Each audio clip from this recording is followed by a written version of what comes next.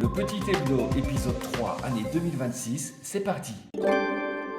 Maxime Prévost, ministre belge des Affaires étrangères, l'a confirmé, la Belgique enverra prochainement un militaire au Groenland. Avec le froid, son zizi collera peut-être cette fois-ci à la barre.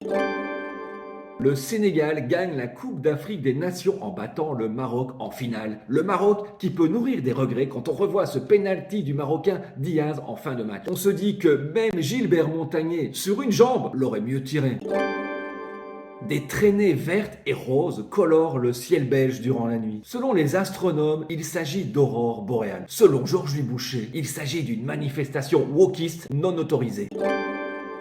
Cela fait pile un an que Donald Trump est à la Maison-Blanche pour un second mandat. Temps ressenti, 52 ans. Et ça fait donc pile un an que Donald Trump devait régler la guerre en Ukraine en 24 heures.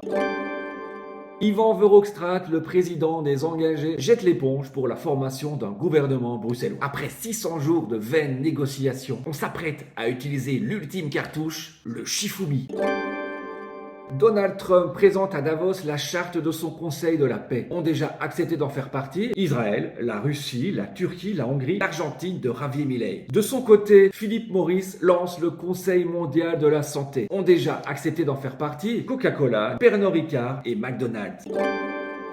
Virginie Grimaldi est l'auteure française la plus lue en 2025 avec plus d'1 million de livres vendus. À l'autre bout du classement, on retrouve Gaston Pissenlit qui a vendu un exemplaire de ses Mémoires d'un jardinier, un livre vendu à son voisin de table, Aristide Gribouille, avant-dernier du classement. C'était le Petit Hebdo, à la semaine prochaine pour un nouvel épisode.